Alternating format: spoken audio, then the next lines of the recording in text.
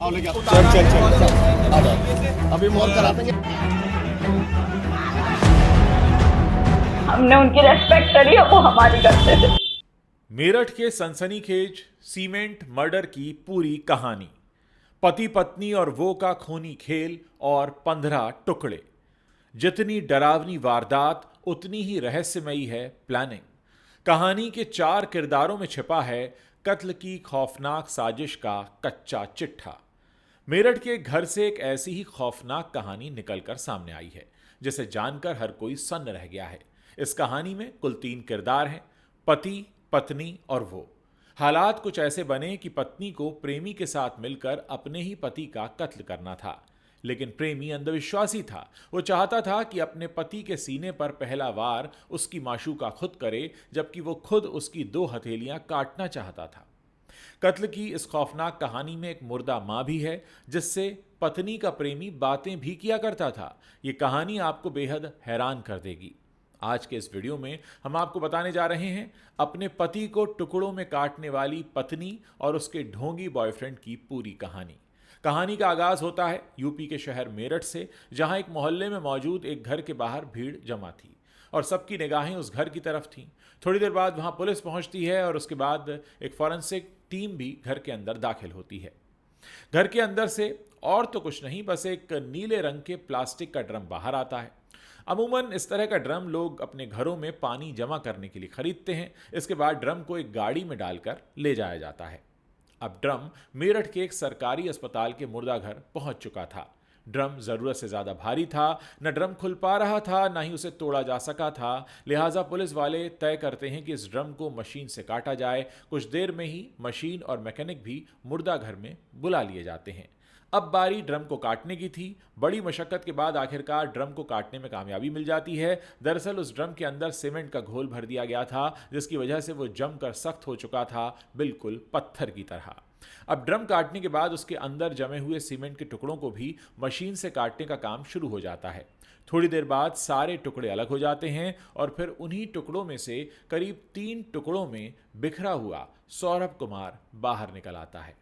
Drum में टुकड़ों में बंद होने के पूरे 14 दिनों बाद जमे हुए सीमेंट और काटे गए ड्रम के बराबर में जमीन पर एक काली पॉलिथिन में सौरभ कुमार की लाश के 3 और टुकड़े रखे थे। फ्रिज, कुकर और बैग के बाद ये सबसे ताज़ी लाश है जो एक ड्रम ने उगली है। लेकिन कहानी ऐसी कि आपका दिमाग घूम जाए।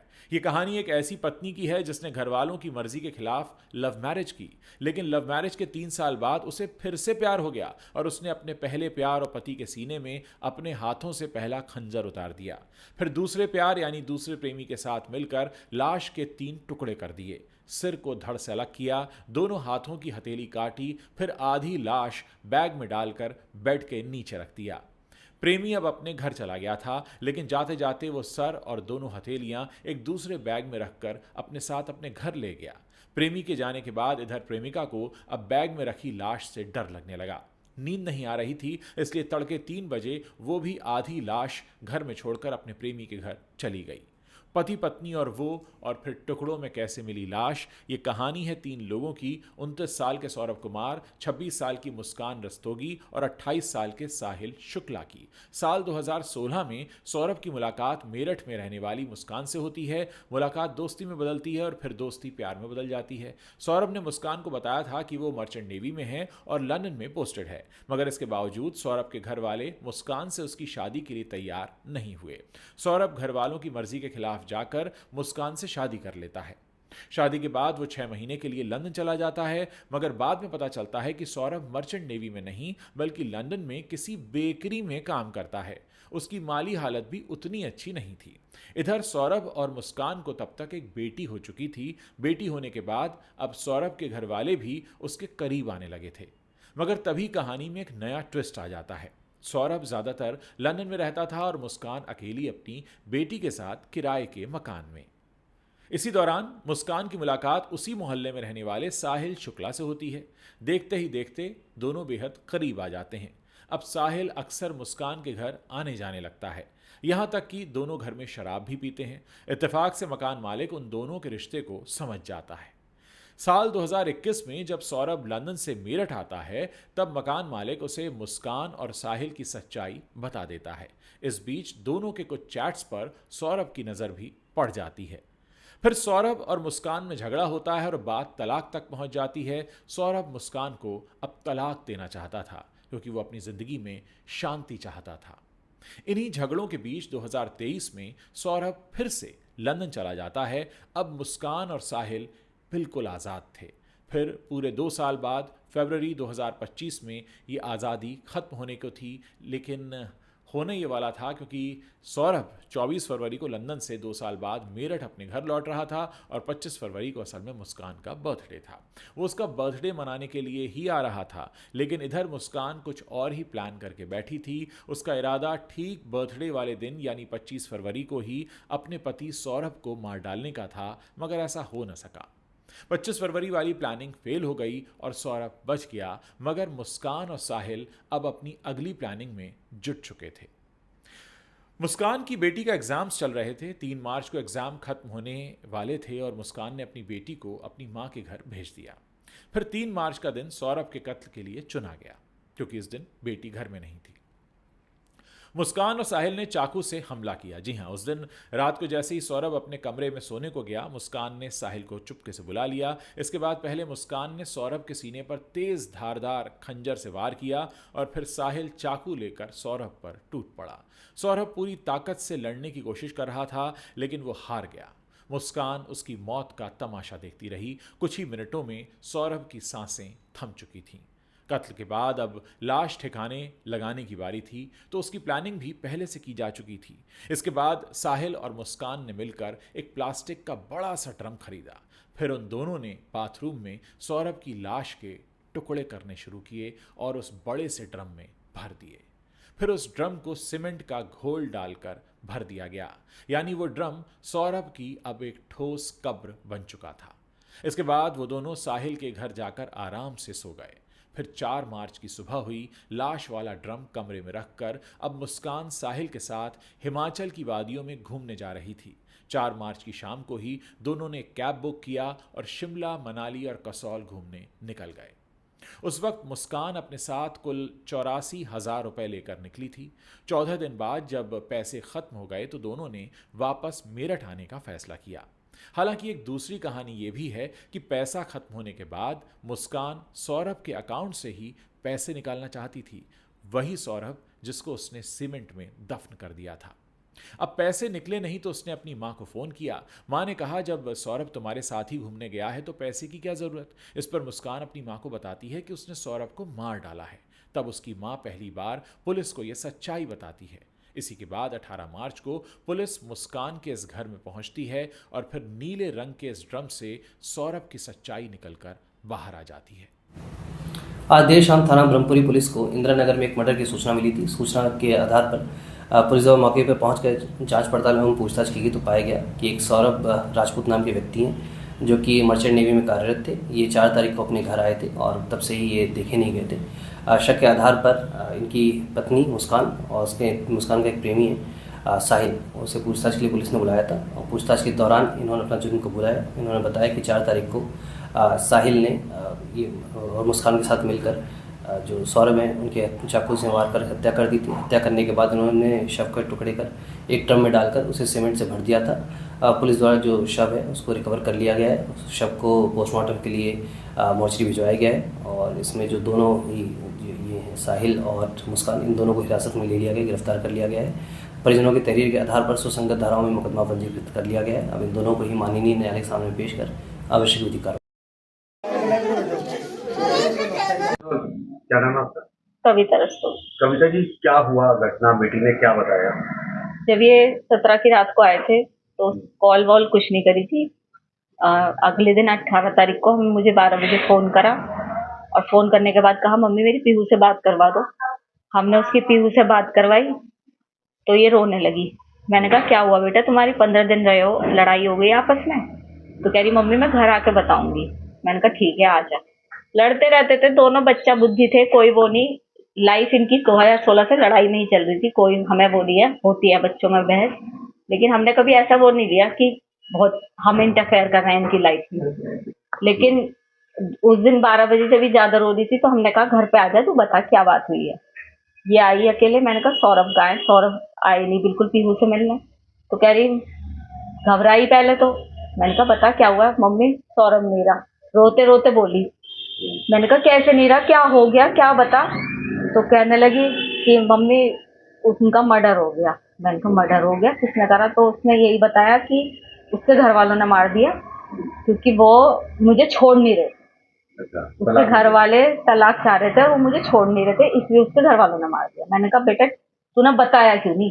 तू 15 दिन उनके साथ रही, वहाँ पब्लिक होती है, तूने वहाँ पे ऐसा पब्लिक में शोर क्यों मचाया कि मेरे साथ ऐसा हो रहा है? तू कुछ भी कर सकती थी, तू अनपढ़ नहीं है कि कुछ ना कर सके। कहा तू इतनी सीधी नहीं है शूभी, कुछ ना कुछ बात और है। मैंने उसकी बात पे बिलीव नहीं करा, मैंने तो करा ही नहीं उसकी बात पे बिलीव। पापा के इमोशंस का वो फायदा उठाती थी, पापा से बहुत प्यार करती थी, अपने इमोशंस का फायदा उठाया उनने। पापा से कोली भर भर के उन्हें अपनी बातों में उलझा रही थी कि उन्होंने करा, उन्होंने करा।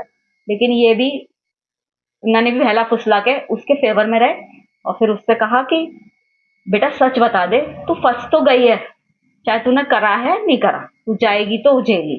तो उसकी वही जब हम उसे लेके जाने लगे थाने, तो फिर उसके दिमाग में हमने फिर कहा, मैंने कहा बुलबुल शूभी अभी भी बता दे, कुछ बात है। तब इन्होंने कहा कि मैं तेरा साथ दूंगा हमेशा, जो भी तूने करा है गलत बता। तब उसे लगा कि पापा मेरे फेवर में हैं। तब उनने सच्चाई बोली कि पापा मैंने, और मेरे साथ एक लड़का था साहिल, उसने करे। क्या कहना है? क्या कह सकते हैं हम? यही कहेंगे कि उस लड़के के लिए जस्टिस मिलना चाहिए। हमारा भी बेटा है, उन दूसरे के घर का बच्चा गया है। मैं ये दिखावे के लिए नहीं बोल रही, ये मेरे भगवान को पता है, ये मेरे बच्चों को पता है कि मैं ये केवल इसलिए कह रही हूँ कि सौरभ जानते हैं कि हमने उनकी रेस्पेक्ट करी और वो हमारी करते थे। बस क्या न्याय मिलना चाहिए? क्या फांसी मिलनी चाहिए, मिलनी चाहिए फांसी। ये तो थी कत्ल की कहानी, पर कत्ल की इस कहानी से कहीं ज्यादा सनसनीखेज है कत्ल की प्लानिंग और मुस्कान और साहिल के इश्क की दास्तान। तो पहले इश्क की कहानी। मुस्कान की बेटी प्ले स्कूल में पढ़ती थी। बेटी को स्कूल लाने ले जाने के दौरान ही मुस्कान की मुलाकात साहिल से हुई। और सौरभ चूंकि ज़्यादातर बाहर रहता था और मुस्कान घर पर अकेली रहती थी, तो जल्द ही इन दोनों की दोस्ती प्यार में बदल गई। घर में कोई था नहीं, तो दोनों जब तब घर में ही मिल लिया करते थे। साहिल शुक्ला अंधविश्वासी था, उसकी माँ नहीं थी, मगर उसने अपनी माँ के नाम पर एक स्नैपचैट अकाउंट बनाया हुआ था। उसे लगता था कि उसकी मुर्दा माँ उससे बात करती है। ये बात मुस्कान को भी पता थी। मुस्कान ने अपने भाई के मोबाइल नंबर पर एक अकाउंट खोला और उसी नंबर के जरिए वो साहिल को उसकी माँ बनकर मैसेज करती थी कि मुस्कान अच्छी लड़की है, तू उसके साथ खुश रहेगा। इस वजह से साहिल मुस्कान से और भी ज़्यादा प्यार करने लगा था। शायद माँ वाली बात और अंधविश्वास का ही असर था कि अब वो मुस्कान से शादी करना चाहता था, और इसके लिए वो सौरभ को अपने रास्ते से हटाने के बारे में सोचने लगा था। इतना ही नहीं, इसी अंधविश्वास के चक्कर में वो मुस्कान को ये भी कहता था कि सौरभ का वध वही करेगी। मुस्कान भी अब सौरभ से पीछा छुड़ाना चाहती थी। इसी के बाद दोनों ने पिछले साल नवंबर में ही तय कर लिया था कि इस बार सौरभ के मेरठ आते ही उसे मार डालेंगे, और नवंबर से ही कत्ल की प्लानिंग शुरू हो गई थी। सबसे पहले दोनों ने इस बात की प्लानिंग की कि कत्ल के बाद लाश का क्या करेंगे। आखिर में तय किया गया कि लाश को जमीन में गाड़ देंगे, पर कैसे ये उन्हें पता नहीं था। इसके लिए अब दोस्तों से पूछताछ करने लगे, मगर दूसरी तरह से जब लाश दफनाने वाला आइडिया काम नहीं आया, तब उन्होंने 2 और आइडियाज पर काम करना शुरू कर दिया। पहला था लाश के टुकड़े करके बैग में रखकर कहीं फेंक आएंगे और फिर उसे ड्रम में डालकर सीमेंट के घोल से उसे बंद कर देंगे। ड्रम वाला आइडिया साहिल का था। प्लान के तहत मुस्कान पहले से ही दुकान से 800 रुपए में 2 चाकू खरीद कर लाई थी, और दुकानदार को शक न हो इसलिए कहा कि मुर्गा काटने के लिए चाकू चाहिए। फिर 3 मार्च की रात आती है। इस बार शराब की जगह मुस्कान ने सौरभ का पसंदीदा खाना कोफ्ता बनाया और उसी में बेहोशी की दवा मिला दी। जब सौरभ बेहोश हो गया, तब देर रात मुस्कान ने साहिल को घर बुलाया और फिर सौरभ के सीने पर पहला वार मुस्कान नहीं किया, क्योंकि सौरभ अंधविश्वासी था और चाहता था कि सौरभ का वध मुस्कान करे। यह साहिल का अंधविश्वास ही था कि उसने कत्ल के बाद सौरभ की दोनों हथेलियां काट लीं और फिर उसका सिर और हथेलियां अपने साथ बैग में रखकर घर ले गया।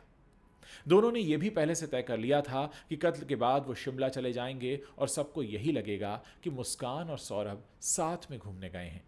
कत्ल के बाद सौरभ का फोन भी मुस्कान के पास था। वो सौरभ के फोन से ही उसके भाई बहन को मैसेज कर रही थी या कई बार मैसेज का रिप्लाई भी दे रही थी, ताकि सभी को ये लगता रहे कि मैसेज सौरभ भेज रहा है। पर किस्मत का खेल कहिए या फरेब, मेरठ पुलिस के अनुसार मुस्कान सौरभ का कत्ल तो करना चाहती थी, पर वो साहिल से शादी नहीं करना चाहती थी और साहिल ये सब सिर्फ मुस्कान से शादी करने के लिए ही कर रहा था। हालांकि अब घटना के बाद पुलिस एक्शन में है। मुस्कान के माता पिता ने अपने दिवंगत दामाद के लिए अपनी हत्यारन बेटी और साहिल को फांसी पर लटकाए जाने की मांग की है। इस घटना के बाद लोगों का गुस्सा इस तरह है कि जब साहिल और मुस्कान कोर्ट में पेशी के लिए जा रहे थे तो वकीलों ने उन्हें पीट दिया। इसके अलावा साहिल के कमरे में अजीबोगरीब ड्राइंग्स भी देखने को मिली हैं, जिसे शायद कोई आम इंसान कर ही नहीं सकता। साहिल एक सनकी है। मुस्कान उसके प्यार में पागल हो गई और अपने ही पति को मारकर उसके टुकड़े कर डाले। क्या जाने आजकल पति पत्नी और वो के चक्कर में किसके कितने टुकड़े हो रहे हैं। कभी कुकर में प्यार को उबाल दिया जाता है तो कभी कहीं बीच सड़क पर सरेआम हत्या हो जाती है। और इन खौफनाक हत्याओं का मकसद बस एक है कि अपने प्यार, अपनी जिद और अपनी हवस को पूरा करना। दोस्तों, इस कहानी से हमें बहुत कुछ सीखने की ज़रूरत है। उम्मीद करता हूँ कि इस कहानी के नीचे आप कमेंट करेंगे, अपनी बात लिखेंगे, इस वीडियो को शेयर करेंगे और हमें बताते रहेंगे कि क्या आप आगे भी चाहते हैं हम इस तरह की कहानियाँ जो हमारे समाज की सच्चाई हैं उनको इस तरह से आपके सामने लाते रहें। इस कहानी से आपको क्या सबक मिलता है वो सबक लिखना भी मत भूलिएगा, क्योंकि अक्सर लोग अपने स्वार्थ में इतने अंधे हो जाते हैं कि उन्हें पता ही नहीं होता कि वो क्या कर रहे हैं और वो किस गर्त में खिंचे चले जा रहे हैं।